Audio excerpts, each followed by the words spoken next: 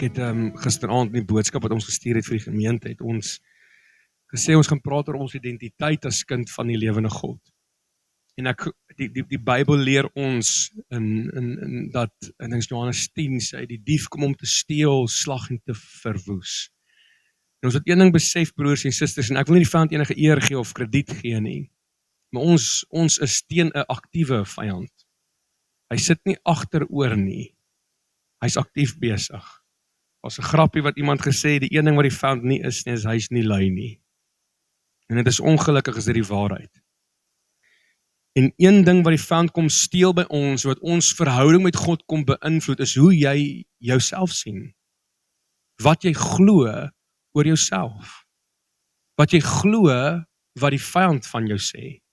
Of aan die ander kant wat die Here van jou sê. En die sad ding is, dat is baie makliker vir ons om die leuns van die vyand te glo, as om die woord van God te glo, wat die woord van ons sê. Dit is baie makliker vir ons om onsself negatief af te kraak, in plaas van homself in die spieël te kyk en te sê, hey, jy is 'n maaksel van God die Vader. Jy is 'n kind van die lewende God. Want dit voel vir ons weird. Maar is dit nie nog weirder om vir ons te sê dat ek is 'n mislukking, ek is niks werd nie, ek kan nie, ek is nie waardevol genoeg nie. En die sad ding is, dis al die leuns wat die vyand vir ons kom gee, en hier is nie 'n tendens van die moderne kerk nie. Ek meen Gideon, die engel van die Here vind hom in 'n put, besig en hy kruip weg daar, of waar hulle druiwe pers, so hy kruip daar binne weg, en die engel van die Here groet hom, wees gegroet, dapper held. Hy sê, nee Here, nie ek nie, my familie is van die geringste, en ek's nog minder as hulle. Met ander woorde, my familie is die swakkes. My familie gaan nie op die oorlogveld nie, en ek is nog swakker as hulle, maar die Here sê, wees gegroet, dapper held. Die Here stuur vir Moses, en Moses sê, Here, ek kan nie praat nie, ek is swaar van tong. Want die Here sien iets in Moses. Die Here stuur vir Jeremia, en hy sê, moenie dat mense jou minag, omdat jy jonk is nie. Want toe ek jou stuur, moet jy ook al gaan, en die Here raak sy mond aan en sê, hiermee lê ek jou woorde in jou mond, want wat moes Jeremia dink, toe die Here vir hom sê, jy gaan my profeet wees, en hy sê gedink, nee, ek is te jonk. So dit is nie 'n tendens van die begin af, nou in die moderne kerk nie. Die Here sê vir Joshua herhaaldelik, het ek jou nie beveel nie, wees sterk en volmoed, want dalk was daar 'n bietjie twyfel in Joshua se hart. Want die vyand wil nie hê dat ons volle potensiaal, ons identiteit van Christus sien nie, want hy weet waartoe is ons in staat, die oomblik as ons gaan loop in die manier hoe Christus en die woord van God jou werklik sien. So die vyand wil jou afbreek, die vyand wil jou kom leen sê, en die bad ding is, ons begin te glo, omdat ons nie aktief in die oorlog is nie. Die Bybel leer ons, en dit is of ons dit nou besef of nie, die Bybel sê, ons is in ons worstelstryd is nie teen vlees en bloed nie. Ons is in 'n geestelike oorlog. En hoe maklik is dit vir die vyand om ons aan te val, as ons nie op ons hoede is nie? Hoe maklik is dit vir die vyand om ons aan te val, as ons nie dink ons is deel van hierdie geestelike oorlog nie? Broers en susters, ek wens ons moet wakker word nie. Ons moet nugter en waaksaam wees, want hierdie is 'n geestelike oorlog, en baie mense val, omdat hulle nie op hulle hoede is nie. Baie mense krepeer, omdat hulle nie dink, maar ek kan weerstand bied teen die vyand nie. Ons glo eerder dat ek is minderwaardig, die Here het my nie meer lief nie, die Here hoor nie as ek bid nie, die Here sien my nie raak nie, ek is nie goed genoeg nie, omdat ek fouteer, as ek afgesny van die Here af, word ek behandel as die swart skapie in die familie. Ek is 'n mislukking, ek is nie werd om 'n kind van God te wees nie, en hierdie goed glo ons, en hierdie goed resoneer in ons gedagtes herhaaldelik, want die vyand kom fluister dit, en waar begin ons hierdie dinge dink? Die oomblik as dinge begin skeefloop. Want die eerste ding wat die vyand vir ons sê, en ek wil nie vir algemeen nie, maar die oomblik as dinge skeefloop vir ons as kind van God, en dan kom die vyand en sê, as 'n God van liefde is, waarom gebeur hierdie dinge in jou lewe?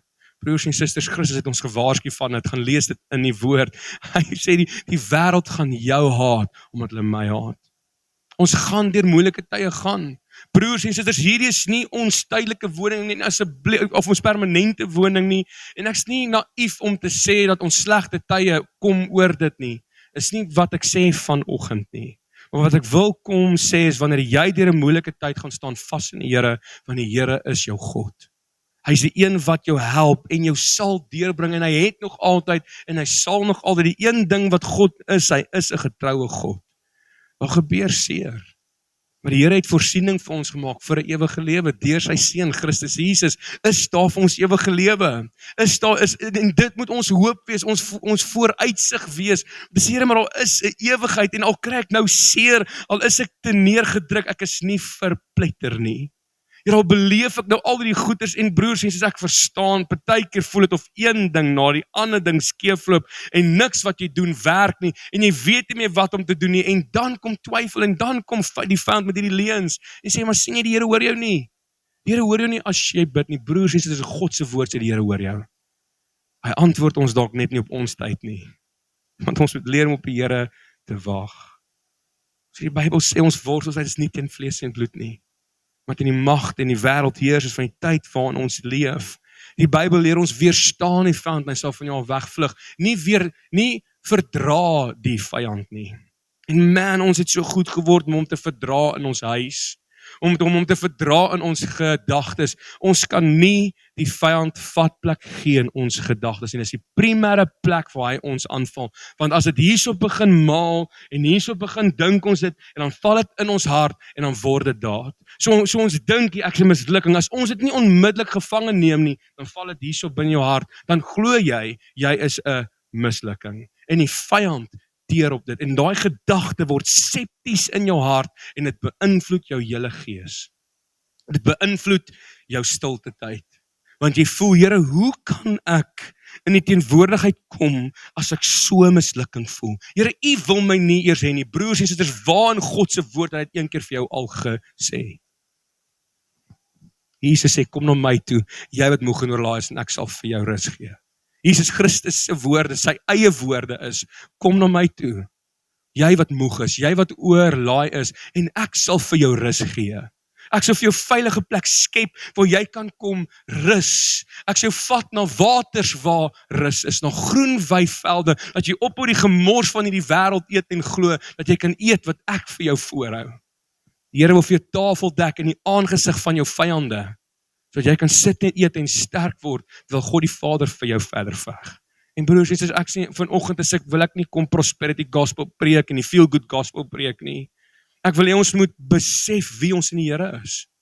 Want as jou identiteit weg is, hoe gaan jy staande bly, en in wie se naam gaan jy kan staande bly, as jy nie eens in jouself glo nie? Ek wil ons net weer herinner aan wat Petrus sê in 1 Petrus 5 vers 8 tot vers 9.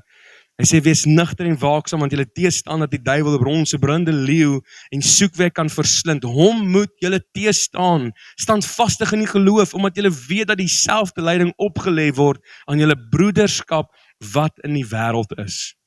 In vers 9, die Amplified sê, but resist him, be firm in your faith against his attack, rooted, established, immovable, knowing that the same experience of suffering are being experienced by your brothers and sisters throughout the world.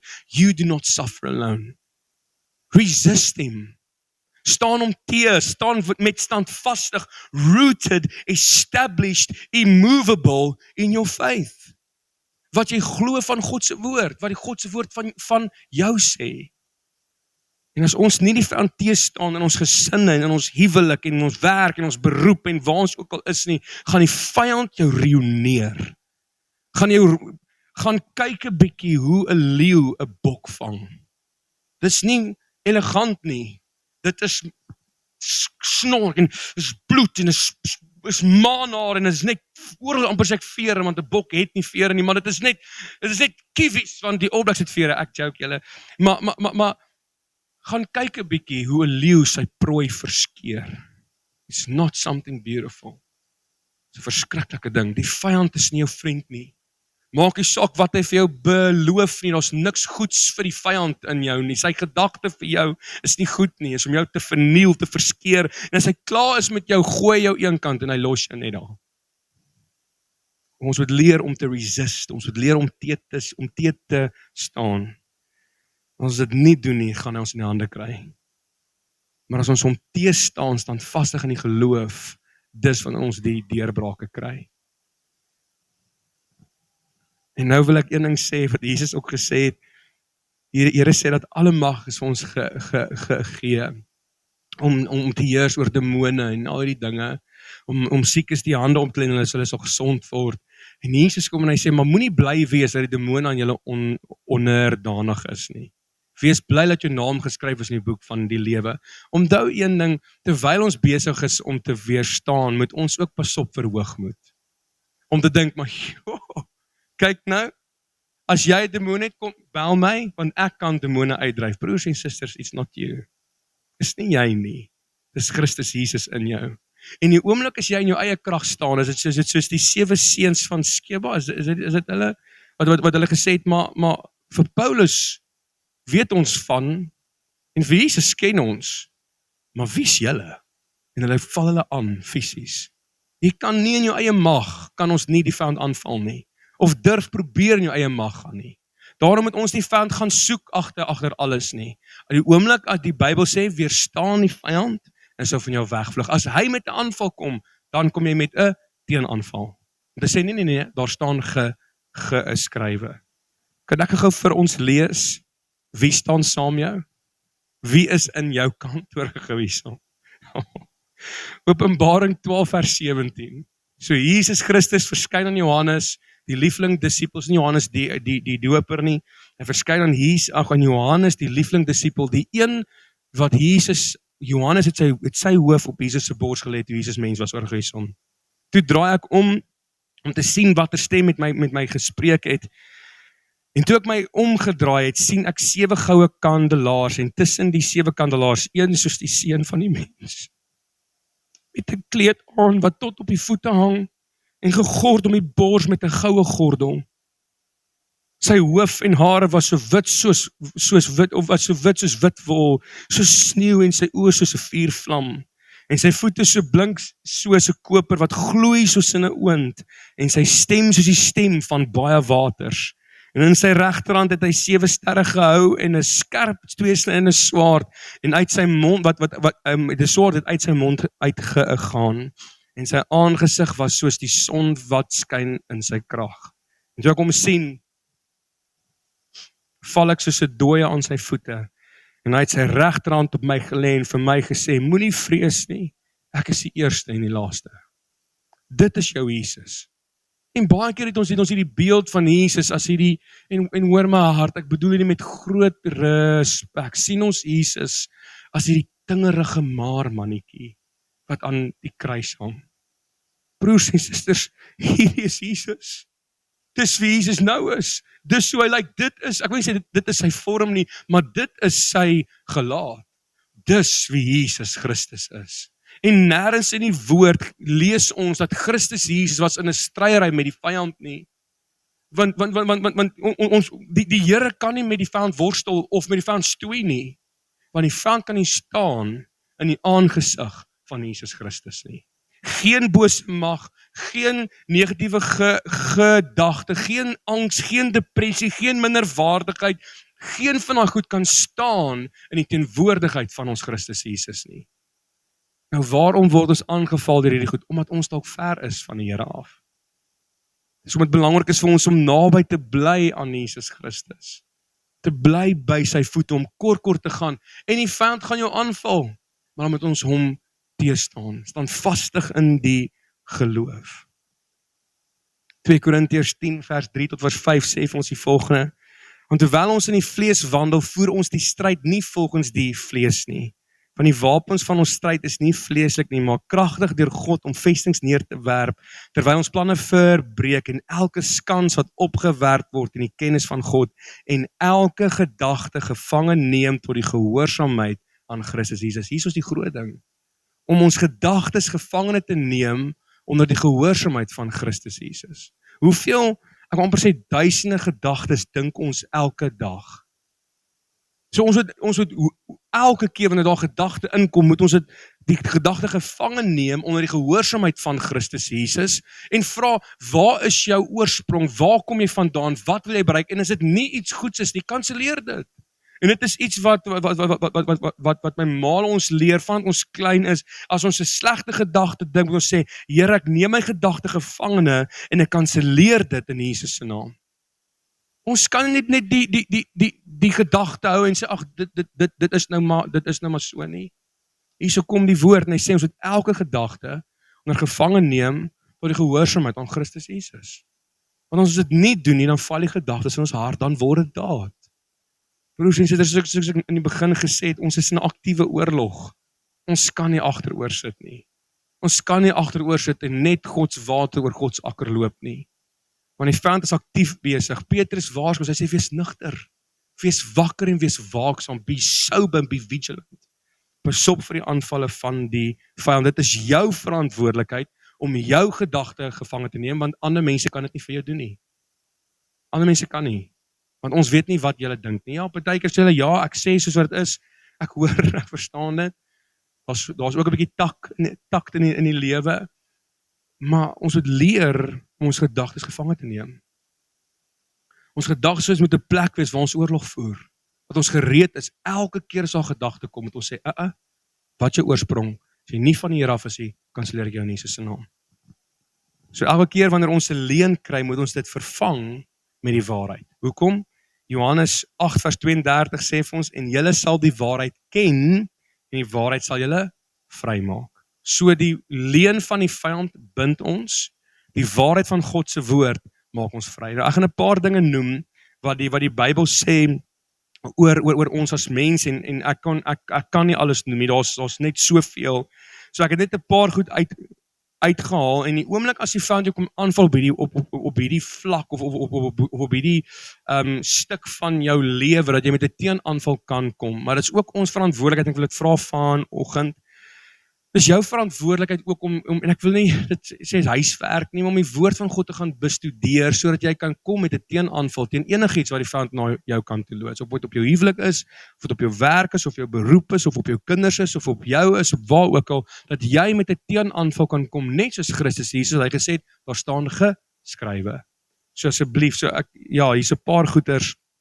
Die eerste ene is, God het jou lief. God het jou lief. Hoor gou hier, Johannes 17 vers 23, nou in Johannes 17 lees ons die gebed wat Jesus bid oor sy disippels. So Jesus bid in die eerste paar verse bid hy vir sy disippels, en dan kom Jesus Christus en hy bid vir ons, wat na hulle tot bekering kom. So Jesus Christus bid dan vir daai eenheid, en hy sê, ek bid dat hulle sal een wees, soos ek en u een is, en dan kom Jesus Christus en hy sê die volgende, ek en hulle en u en my, sodat hulle volkome een kan wees, en dat die wêreld kan weet dat u my gestuur het, en, ander woorde, en dat die wêreld kan weet, en hulle lief gehad het, hoor hoe mooi is hierdie, net soos u my lief gehad het. Besef u vandag, hoe lief God die Vader jou het. Hy het jou lief, net soveel as hy vir Christus Jesus lief het. Daarom kon hy die handelstransaksie maak, jou lewe vir sy seun sin. Daarom kon hy, alhoewel dit vir Jesus God moes aaklig gewees het, maar het hy sy seun gestuur as 'n offer vir jou en vir my, want so lief het God die wêreld gehad. Broers en susters, besef jy vanoggend hoe lief God die Vader jou werklik het? Hoeveel van ons het, toe ek dit sê, gedink, nee, ek dink nie so nie. Besef jy hoe lief God jou het? Wat jy vir God beteken. Die compassion en die liefde wat hy vir jou het. Gaan lees die verhaal van die verlore seun. Die seun gaan na die vark, gaan en hoereer, en hy drink en kuier alles uit, en hy besef, hy het niks meer, hy's tussen die varke, en hy eet selfs die kos van die varke, en hy sê, maar as ek na my vader se huis gaan, is ek ten minste 'n slaaf. Wat is die pa se reaksie, toe die seun aangeloop kom? Die pa het gehardloop na die seun toe. Hy was in afwagting vir die terugkom van sy kind. Hoekom? Want God het jou lief. So as die vyand kom en hy sê, hoe is maar die Here het jou lief, hy sê, nee. Daar staan geskryf in Johannes 17, dat die Here God het my net so lief, as hy vir Jesus Christus lief het. Groter liefde is daar nie, as die een wat sy lewe neerlê vir sy vriende. Wat het Christus Jesus kom doen? Besef ons wat dit beteken dat God jou lief het. Efesiërs 3 vers 18 tot vers 19, Paulus bid hierdie volgende, en ek wil saam met hom stem, en ek dat ons dit ook kan begryp. En julle in staat kan wees om saam met al die heiliges ten volle te begryp wat die breedte en die lengte en die diepte en die hoogte is, en die liefde van Christus te ken, wat die kennis oortref, sodat julle vervul kan word tot alle volheid van God. Mag julle in staat wees om ten volle te begryp die hoogte en die diepte en die breedte en die lengte van Christus se liefde vir jou. Niemand kan dit vir jou verduidelik nie, jy moet dit self beleef. En jy beleef dit om dit te begin glo. Want dis wat God se woord sê. Dis wat Jesus Christus sê, Jesus se eie woorde. Die Here het jou werklik lief. Die volgende een is, ons is sy kind. Jy is God se kind. Hoor gou hierso. 1 Johannes 3 vers 1, kyk wat 'n groot liefde die Vader aan ons bewys het. Weereens liefde. Onthou alles wat God die Vader doen, nee, uit liefde uit. God het nie liefde nie, God is liefde. Hy is die oorsprong van liefde, daai agape liefde, daai ware goddelike liefde. God het nie, hy is liefde, die oorsprong van liefde. Kyk wat 'n groot liefde die Vader aan ons bewys het, dat ons kinders van God genoem kan word. Om hierdie rede ken die wêreld ons nie, omdat dit hom nie ken nie, en dit is okay. Dis okay as die wêreld en die mense van die wêreld jou nie bevriend nie, want ons is 'n kind van die lewende God. Besef ons wat hierdie stelling vir ons inhou, is dat jy's 'n kind van God.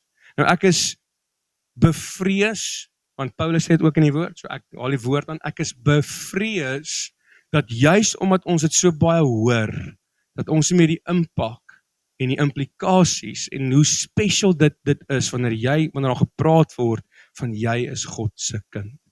Want ons hoor dit van Sondagskool af, hoor ons, jy's God se kind, ons hoor dit baie, en ek bevrees dat ons nie die impak daarvan besef nie. Besef jy, dat jy's 'n kind van God? Besef jy, wie is jou pa? Wie is jou vader?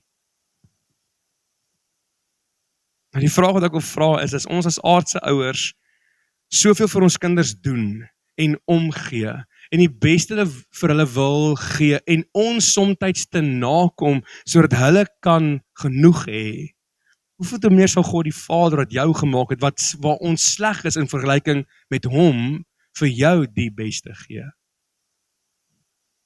En hier wil ek gou vinnig ietsiekie sê. Nie almal in die wêreld is kinders van God nie.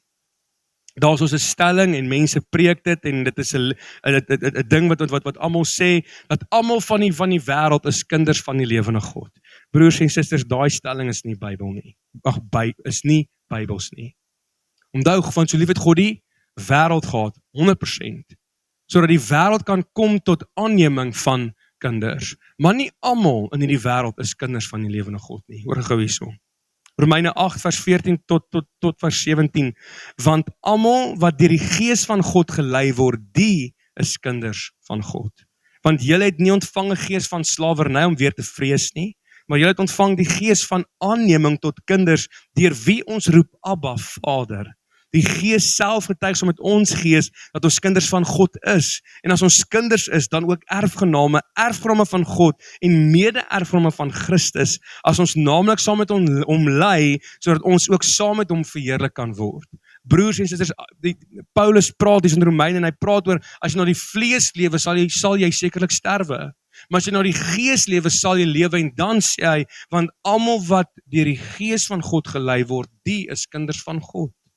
So om te sê, almal is kinders van God is nie akkuraat nie, is nie Bybels nie. Want ons kry aanneem, want ons is vyhandig teenoor God, want die Bybel sê, for all have sinned and fall short of the glory of God. Maar die oomblik as ons harte vereer gee, omdat dit beteken nie, omdat ons vyhandig is, die Here los ons net uit nie. Die Here roep ons. Die Here trek ons. Die Here is kort gee vir ons goed om na hom toe te kom. Gebruik hy sy gees om ons te roep na hom toe. En dan wanneer ons Christus aanvaar as verlosser en saligmaker en toelaat dat die Gees ons lei, dan is ons kinders van die lewende God. En dan ook het ons gelees hierso in Romeine 8 dat ons is erfgename van God. Besef ons dat ons is erfgename van God die Vader en mede-erfgename van Christus. So weer eens, ons erf van God af wat Christus Jesus het. Jesus Christus het 'n verheerlike liggaam, ons gaan ook een kry volgens die woord.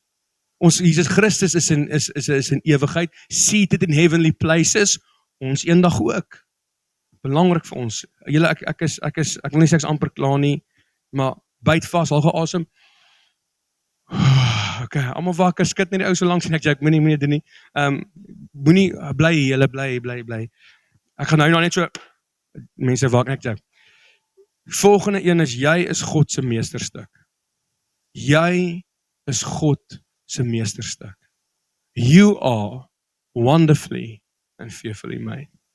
Vergou hierso, Ephesians 2 verse 10 in the Amplified, for we are his workmanship, his own masterwork, a work of art, created in Christ Jesus, reborn from above, spiritually transformed, renewed, ready to be used for good works, which God prepared for us beforehand, taking paths which he set, so that we would walk in them, living the good life which he prearranged and made ready for us. You are his workmanship. Jy is God se handewerk. Jy is 'n meesterstuk. You are wonderfully and fearfully made. Hoor hoe in Psalm 139 vers 13 tot vers 18 die eerste gedeelte.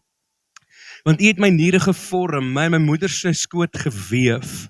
Ek loof U omdat ek so vreeslik wonderbaar is. Wonderbaar is U werke. En my siel weet dit al te goed. My gebeente was vir U nie verborge, toe ek in die geheim gemaak is nie, kunstig geweef in die dieptes van die aarde. U oë het my ongevormde klomp gesien, en in U boek is hulle almal opgeskrywe, dat alles bepaal was, toe nog geen een van hulle daar was nie. Hoe kosbaar is dan vir my U gedagtes, o God? Hoe geweldig is hulle volle som nie, wil ek hulle tel, hulle is meer as die sand. Die gedagtes wat God vir jou het, is meer as die korreltjies sand in hierdie wêreld. You are wonderfully and fearfully made. En as ons kyk, is dit een van die hoofplekke waar die vyand ons kom aanval, want ons het hierdie Instagram, en ons het Facebook, en ons het YouTube, en daar leef mense, en hulle post nie die mooiste goed daar, hulle post nie die mooiste foto's, waar hulle op vakansie gaan, en al die dinge, en asseblief, hoor maar, dit is goed om gesond te wees, ons moet na ons liggame kyk. Ons, 'n gesond, is nie 'n skrif nie, 'n gesonde liggaam, hy is soos 'n gesonde gees. Maar moenie probeer soos iemand anders wees nie. Dit is goed om gesond te wees. Ons is 'n tempel van die Heilige Gees. Maar pas op vir die intrek van die vyand om te sê, hierdie is wat mooi is. Hierdie is so 'n vrou lyk, hierdie is so 'n man lyk. Ons is die tempel van die Heilige Gees. Ons moet gesond leef. Maar hoeveel keer voel ons minderwaardig oor hoe ons lyk en wie ons is? En as iemand vir jou kompliment gee, jy sê, nee, nooit, nee, dit is nie.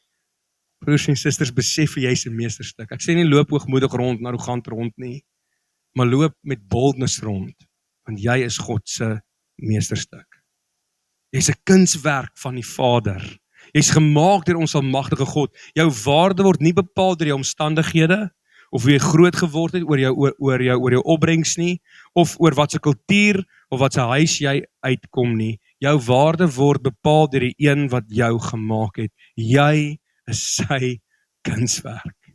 Jy is ons is sy meesterstuk. Hoe kan ons die leuen van die vyand glo, wat sê ons is 'n mislukking, ons is minderwaardig, as ons gemaak is deur die een, wat hierdie mooi skepping gemaak het, hier buite? Toe God die Vader die skepping gemaak het, het hy teruggestaan en gesê, dit is goed. God het jou gemaak. Jy is sy kunswerk. Ek wil gou hierdie wat ek genoem het nou van your wonderfully and fearfully made, wil ek gou vinnig lees hierso. Fearfully, when translated from the Hebrew, means with great reverence, heartfelt interest and with respect. You are made, fearfully made, so you are made with great reverence, heartfelt interest and with respect. Heartfelt interest van God die Vader, want hy wil jou vir homself hê. Wonderfully, when translated from the Hebrew, means unique and set apart. Ons is wonderfully set apart, made to be set apart for Jesus himself, vir God homself.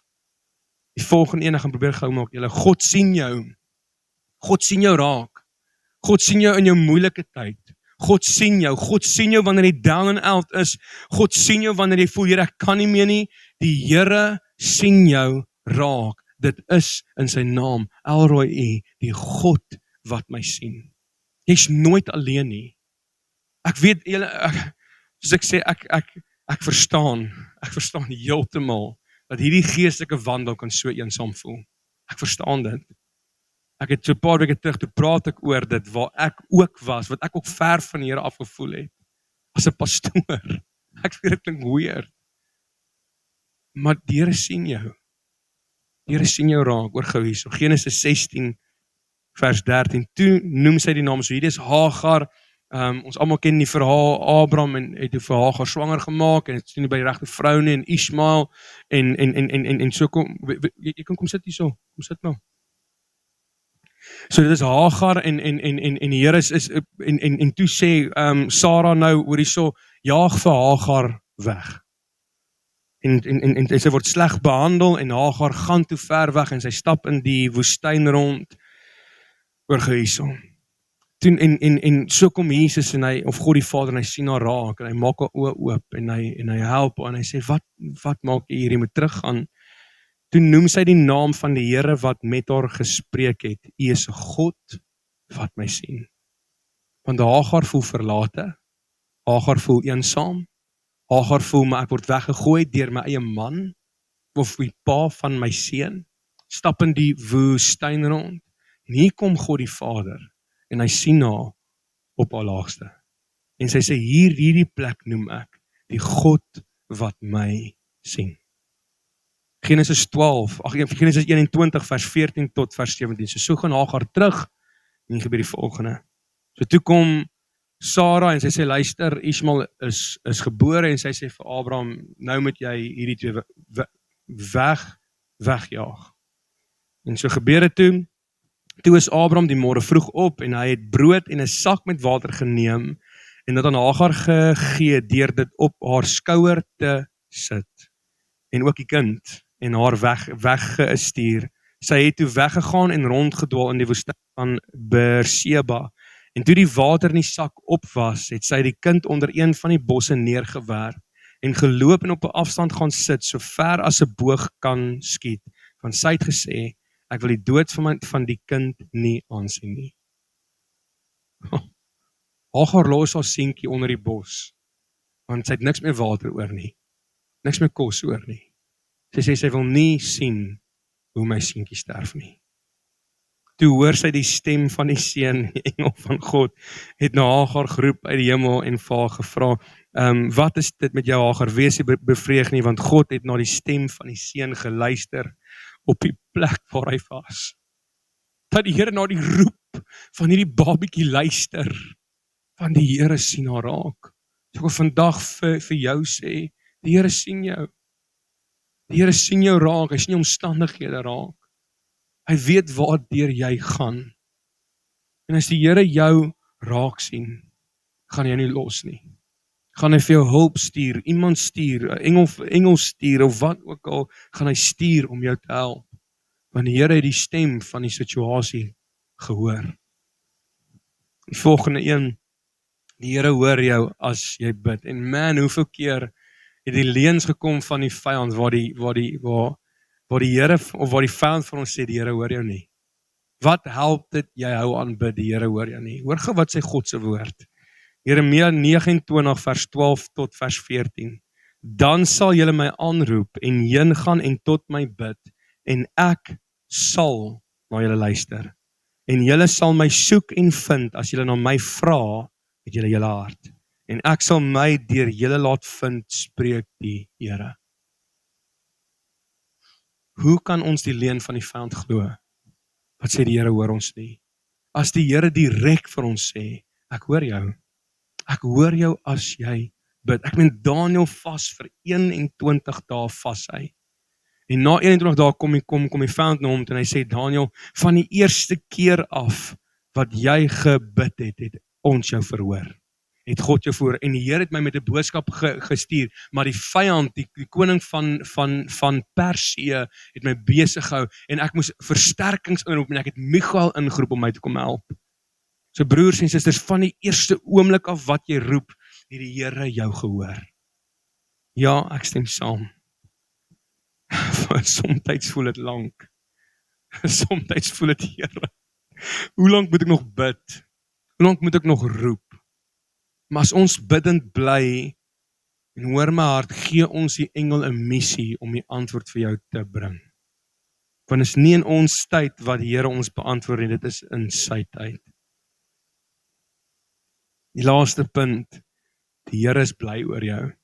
Jy maak God se hart gelukkig. Jy maak hom gelukkig, hoor gou hierso. Ek lees in Sefanja 3 vers 17, ek lees die Amplified uit. The Lord your God is in your midst, a warrior who saves. Wie is nog een? God is jou krygsman. God is een wat vir jou veg. Hy sê, the Lord your God is in your midst, a warrior who saves. He will rejoice over you with joy. He will be quiet in his love, making no mention of your past sins. He will rejoice over you with shouts of joy. Die Here is bly oor jou, omdat hy sy kind is. Omdat hy ons Vader is, omdat hy lief is vir jou, omdat hy jou raak sien, omdat hy jou gebede verhoor. Die Here is bly oor jou. Jy maak God se hart gelukkig. Jy is die rede vir Christus Jesus se sterwe aan die kruis. En dis hoekom ons weer eens, die Bybel sê ons so lief het God die wêreld gehad, dat hy sy enigste seun gestuur het, sodat elkeen in hom glo nie verlore mag gaan nie. Is dit vir God aaklig as iemand wat nie in hom glo sterf nie? 100% ja. Die woord van God sê vir ons dat hy het geen behaag in die dood van 'n sondaar nie, maar eerder dat almal moet gered word. Hoekom? Want God wil elke een by hom hê, as sy kinders hê. Daar's soveel meer. Daar's soveel vers, daar's soveel skrifte. Ons sal lank besig bly. Want julle het ook skrifte wat die Here vir julle kom gee ook. Dalk nou terwyl ons hier besig was, val hierdie skrif van jou hart, hierdie skrif van jou hart. Ek meen ons is meer as oorwinnaars deur Christus wat ons daardie krag gee. Jy is sy beminde, jy het nie ontvang 'n gees van vrees nie, maar van krag, liefde en selfbeheersing. Daar's soveel goed wat die Here vir ons kom sê, maar dinge wat by mense onmoontlik is by God moontlik. Daar's soveel goed, daar's soveel verse. En die Bybel sê, jy sal die waarheid ken, en die waarheid sal jou vrymaak. So hoe staan ons dan die vyand teë? Deur God se woord, oor hierso. Romeine 10 vers 17 sê die volgende, laaste skrifvers. Die geloof is dus uit die gehoor, en die gehoor is deur die woord van God. So hoe meer jy die woord van God hoor, en gaan spreek in jou lewe, hoe meer gaan jy dit begin glo. Want hoe meer ons sê, ek is 'n mislukking, ek is minderwaardig, omdat jou geloof kom deur die gehoor, so hoe meer jy dit gaan begin hoor, hoe negatief jy gaan praat, hoe meer gaan jy dit begin glo. So as ons die geloof is deur die gehoor, en die gehoor is deur die woord van God, die woord van God stig jou geloof. Dit by jou geloof op, broers en susters, ons het 'n handleiding van wat om te doen, wat die Here God van ons sê. Hoe kan ons die leuns van die vyand glo? Skryf dit neer op 'n papier, gaan kry vir jou skrif, hier is 'n paar skrifversies wat ons kan help in ons lewe vorentoe. Maar daar's soveel goed, tik dit op jou foon, op jou notepad op jou foon, save dit, en die oomblik as jy moeg voel, of swaar voel, lees dit hardop, dat jy dit kan hoor, en die vyand ook. Want die vyand kan nie jou gedagtes lees nie, maar hy kan jou hoor. Jy moet dit hoor, sodat jy kan begin glo, die vyand moet dit hoor, sodat hy kan begin vlug. Want toe Jesus Christus met die vyand praat, hy sê, nee, daar staan geskrywe, en die vyand het gevlug. Broers en susters, ons het 'n wapen, en is nie vleeslik nie. Ons is in 'n geestelike oorlog, ons kan nie vleeslike wapens gebruik nie, die oorlog nie. Ons het God se woord. Ons moet die wapenrusting aantrek, die skild van geloof, die swaard wat die woord van God is, moet ons uittrek, en gereed wees vir die aanvalle van die vyand. Moenie twyfel in wie jy is, hoe God jou sien nie. Ek weet, is makliker gesê as gedaan. Maar besef bietjie vir 'n oomblik wie jy in die Here is. Besef 'n bietjie die een wat jou roep, my kind, my seun en my dogter. Dis die almagtige skepper van die heelal. Kom ons bid. Vader, dankie vir hierdie oggend. Dankie dat ons hierdie woord kan bestudeer en deur die woord blaai. En dankie vir die worship, dat ons net nie teenwoordigheid kan kom stil raak. Here, just to be still and know that I'm God. Here Jesus, dankie dat u woord daar is om ons te help, wat in staat is om ons te versterk, ons te bemoedig en om ons te kom opbou. Om ons te vermaan, Here Jesus, op die regte tyd. Here, mag ons die woord gebruik en die waarheid ken, Here, om te weet, I'm wonderfully and fearfully made. I'm made with a heartfelt interest of the Father. Here, u het my gemaak, Here, ek is nie net per ongeluk of per toeval hier nie. I am wonderfully and fearfully made. Here, ons is die kind deur die bloed van Christus Jesus. Want dadelik kry ons aanneming tot kinders van God die Vader. Here, ons is u vriend. Jesus, u noem ons vriend. I'm a friend of God. Here, daar is soveel goed wat ons kan gebruik om die vand te staan in ons lewe. Ons moet dit net begin gebruik. Want Here, u sê ons sal die waarheid ken en die waarheid sal ons vrymaak. Here, mag ons elke keer wanneer ons minderwaardig voel of wanneer die vand kom met enige ander leuns, mag ons teestaan met die woord. Here, kom help ons om ons gedagtes gevangene te neem. Onder die gehoorsaamheid van Christus Jesus. Elke keer, Here, 'n praktiese ding wat my ouers my geleer het. So oomblik as ek 'n negatiewe gedagte dink, om hardop te sê, Here, ek neem my gedagtes gevange en kanselleer dit in Jesus se naam. En Vader, vir my dit werk. Kom help ons om nie lui te raak in die oorlog nie, Here. Kom help ons om nie lui te raak om te staan nie. Want ons is nie 'n slaansak vir die vyand nie. Ja, ons het teken op ons rug, maar ons is nie sy slaansak nie. Ons is 'n kind van die lewende God. En ons het gelees, Jesus Christus, wie u is, wie's in ons kant. En Here, ek vra dat u ons kan seën in hierdie week. Here, kom help ons om positief te praat oor onsself en oor die mense om ons ook, asseblief, Abba Vader, voor hulle en agter hulle rug ook. Here, ek vra dat u ons kan seën, asseblief, kom geef ons die kennis, die wysheid en die krag wat ons nodig het om hierdie week klaar te maak tot die beste van ons vermoë vir u en deur u. En Here, ek wil vra dat elke een van hierdie meesterstukke, hierdie kunswerk hier voor my, kan kom seën, asseblief, Here, sodat ons dit sommer kan skryf en iewers opplak, I am wonderfully and fearfully made. En Here, ons bring al lof en eer. Kom help ons om staande te bly, Here. Ons identiteit kan sien in Christus Jesus. Want as ons 'n dowwe beeld het van ons identiteit, Here, is ons verhouding met u direk beïnvloed ook. Maar mag ons nie meer die leuns van die vyand glo nie, maar die waarheid glo wat ons vrymaak. Here, ons bid dit in die kosbare en kragtige naam van Christus Jesus. Amen.